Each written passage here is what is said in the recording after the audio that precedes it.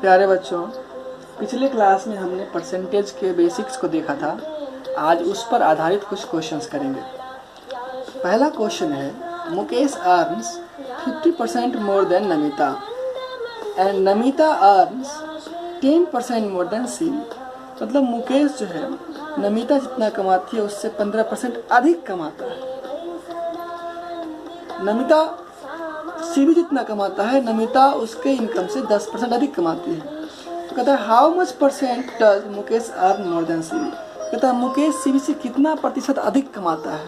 तो सबसे पहले हमको मुकेश, नमिता और सीवी के इनकम के बारे में नॉलेज होना चाहिए। हम क्या करते हैं, हम मान लेते हैं कि चूँकि सबसे लास्ट में सीवी का इनकम है, तो हम मान लेते हैं कि सीवी जो है उसका इनकम एक्स, ठीक है। लेट सीवी इनकम भी ₹X। अब कहता है कि तो फिर सीवी के इनकम्स की मदद से हम नमिता का इनकम निकाल लेंगे। तो नमिता का इनकम कितना होगा, 10% मोर देन सीवीज इनकम एंड सीवीज income is X। So Namita's income will be 10% more than X। Therefore Namita's income is equal to 10% more than X। अब 10% मोर देन X का मतलब क्या होगा, X तो नमिता भी कमाएगी लेकिन X का 10% अधिक कमाएगी। तो ये क्या हो जाएगा, 10% मोर देन X का मतलब होता है बच्चों X प्लस 10% ऑफ X। अब इसी को हम लोग फ्रैक्शनल फॉर्म में लिख लेंगे। तो ये हो जाएगा X प्लस 10/100 इंटू X। ये हो जाएगा आपका X प्लस X/10। अब यहाँ पर हम क्या करेंगे, इसको ऐड कर देंगे। ऐड करने का तरीका क्या है, आप इसको बाय में 1 कर लीजिए, इनका एलसीएम लीजिए, कितना जाएगा 10। इससे डिवाइड करेंगे तो जाएगा 10 और मल्टीप्लाई कर देंगे तो जाएगा 10x और प्लस x, क्या जाएगा 11x/10। यह शॉर्ट में हम अगले स्टेप में करेंगे, इसको इससे सिर्फ मल्टीप्लाई कर देंगे, आई ऐड कर देंगे, ठीक है।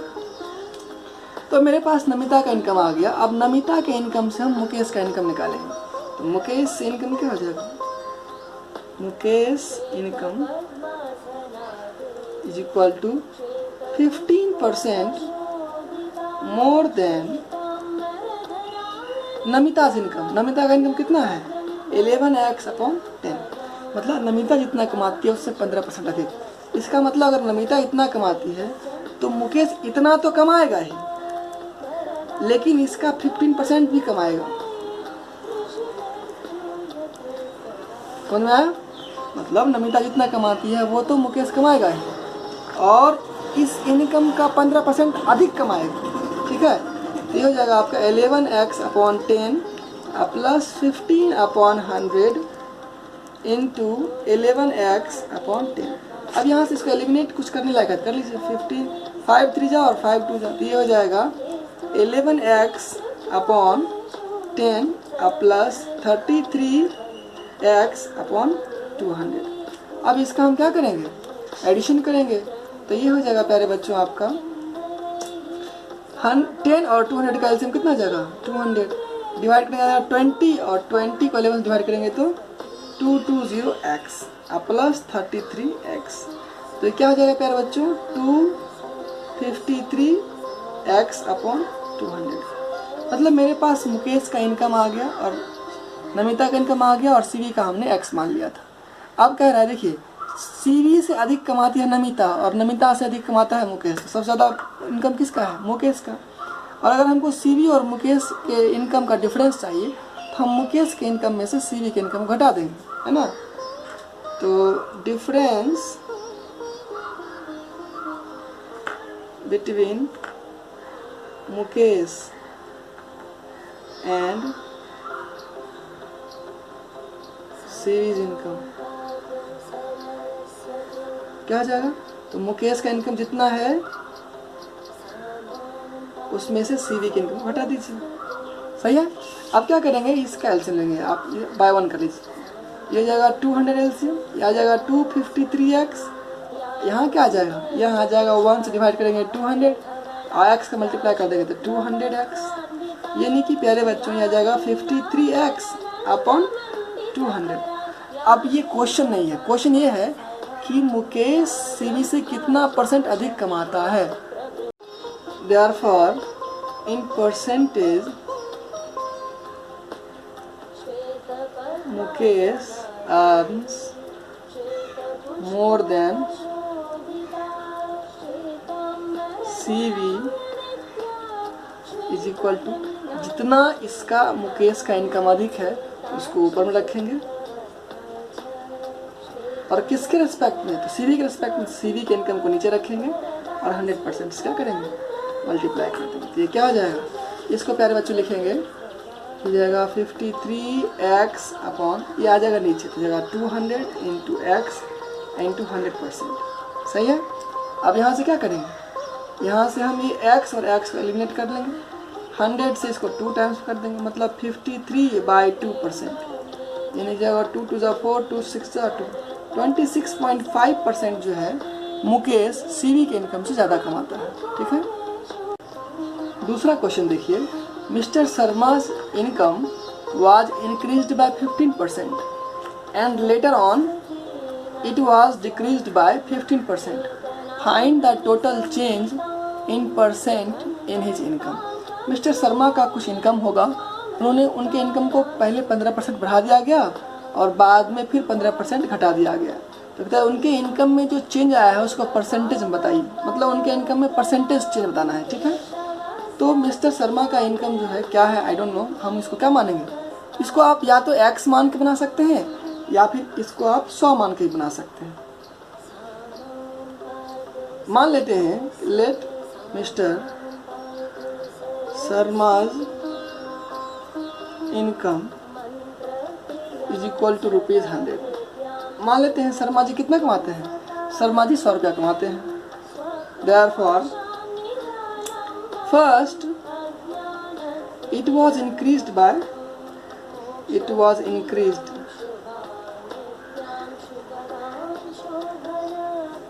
by 15%, मतलब 15% इसको बढ़ा दिया गया था। तो 15% बढ़ाने के बाद उनका इनकम क्या हो गया होगा, देखिए 100 रुपया तो इनकम है और 100 का 15% जो है वो बढ़ा दिया गया, इतना रुपया अब हो गया होगा income.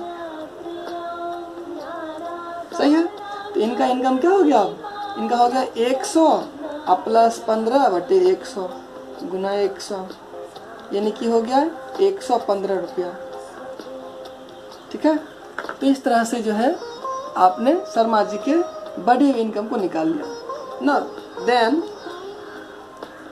It was decreased by 15%, फिर 15% क्या कर दिया गया, घटा दिया गया। तो अब जो नया इनकम है उसका 15% घटाया गया है, नहीं तो नया इनकम का 15% मतलब 115 रुपया तो था, उसमें से 15% ऑफ 115, इस नए बढ़े हुए पैसे का 15% क्या किया गया है, घटा दिया गया है। तो अब क्या हो जाएगा, ये जाएगा 115 माइनस 15/100 गुने 115। यहाँ से कुछ एलिमिनेट होने लगा, काट दीजिए, 5 10 5 × 15 और 5 × 10 20, 5 × 15 और 5 20, यानी कि हो जाएगा ₹115 माइनस 69/4, यानी कि इसको अगर सिंप्लीफाई करें तो ये हो जाएगा 460 माइनस 69, तो ये जगह 60 गया तो 400, उसमें से 9 चला गया और तो 391/4, इतना रुपया। इसको डेसिमल में ले जाइए, 4 9 36 बचा 3, 4 7 28 बचा 3, 4 7 28 बचा 2, 4 5 20, इतना रुपया जो है फाइनली शर्मा जी का बचा। तो अब हम क्या करेंगे, चेंज निकालेंगे। Therefore change in Sharma's income, mister Sharma's income, mister Sharma के इनकम में कितना चेंज आया। तो पहले जितना था उसमें से नया वाला इनकम क्या करेंगे, घटा देंगे, तो क्या जाएगा, चेंज आ जाएगा। कितना का चेंज आ गया, 100 में से 97.75 घटा देंगे तो ये हो गया 98 घटाएंगे तो जगह 2.25, इतने रुपया क्या हो गया, चेंज आ गया। तो हम क्या करेंगे, परसेंटेज चेंज बताएंगे। देयरफॉर परसेंटेज चेंज, देखिए एक तरह से क्या ये डिक्रीज है, तो परसेंटेज चेंज में अगर डिक्रीज होता है तो ऊपर क्या रखते हैं, डिक्रीज, अगर आता है इंक्रीज तो इंक्रीज रखते हैं। ये हो गया 2.25 और नीचे हम ओरिजिनल रखते हैं 100 रुपया इंटू 100। नहीं, इसके बाद इसको क्या करेंगे, सिंप्लीफाई कर देंगे, तो ये जाएगा नीचे में एक और 100, 100 से 100 कैंसिल आउट हो गया, यानी कि 225/100 इतना परसेंट, मतलब 2.25% क्या आ गया, चेंज आ गया। इसी क्वेश्चन को आप एक्स के मेथड से कर सकते हैं। आप इसको अपने से एक्स के मेथड से करके देखिएगा, नहीं होगा तो आप हमसे डाउट के रूप में इसको व्हाट्सएप ग्रुप में पूछ लीजिएगा। Next question, Mrs Gulati spends 30% of her money to buy vegetables. Mrs Gulati जो है अपने इनकम का 30% क्या करती है, सब्जी खरीदने में लगाती है, खर्च करती है। 20% ऑफ द रिमेनिंग, इस बच्चों इस वर्ड को ध्यान से देखिए, रिमेनिंग वर्ड लिखा हुआ, बचे हुए का 25% टू बाय बुक्स। तो गुलाटी महोदया 25% जो बचे हुए इनकम का 25% किताब खरीदने में लगाती हैं। And 32% of remaining to buy clothes, और बचे हुए का 32% जो है कपड़े खरीदने में लगाती हैं। और उनके पास अभी भी कितना बचा हुआ है, 17,850 रुपया। तो कहता है कि शुरुआत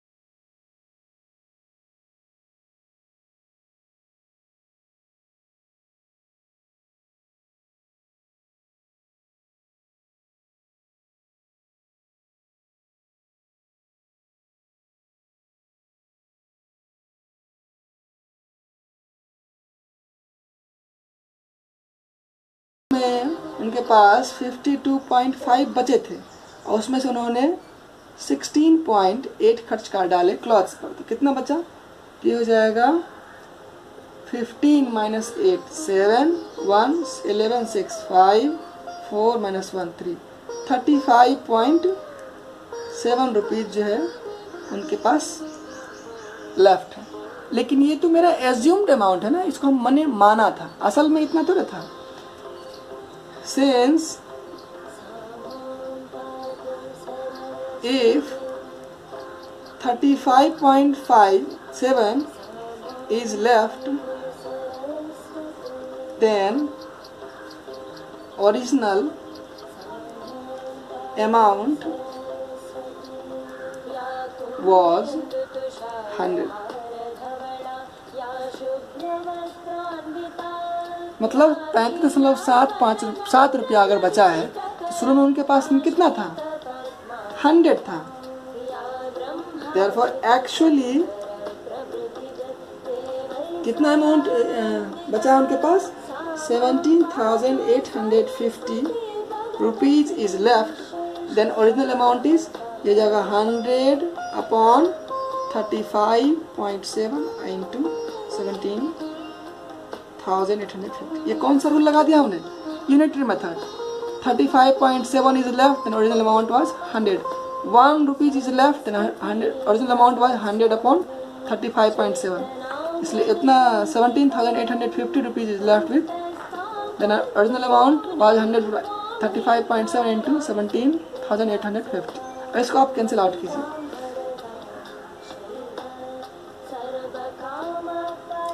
यहाँ से 10 में उड़ाइए और ऊपर में 1 0 बढ़ा दीजिए। इसको काटिए आप। किससे कटेगा? 7 5 12 3 15, तो 3 से कट जाएगा। 3 इकाई 3, 3 इकाई 3, 3 और 27, ये कटेगा। 7 8 8 16, 5 21, 3 से कट जाएगा। 3 5 15 2, 3 और 27, 3 5 15 0 0। अब ये 119 है, तो ये 119 17 17 17 के टेबल में आता है, 7 के टेबल में आता है। काटिए इसको, ये कट जाएगा। 5 19 55 5 बार में कट जाएगा पूरा का पूरा।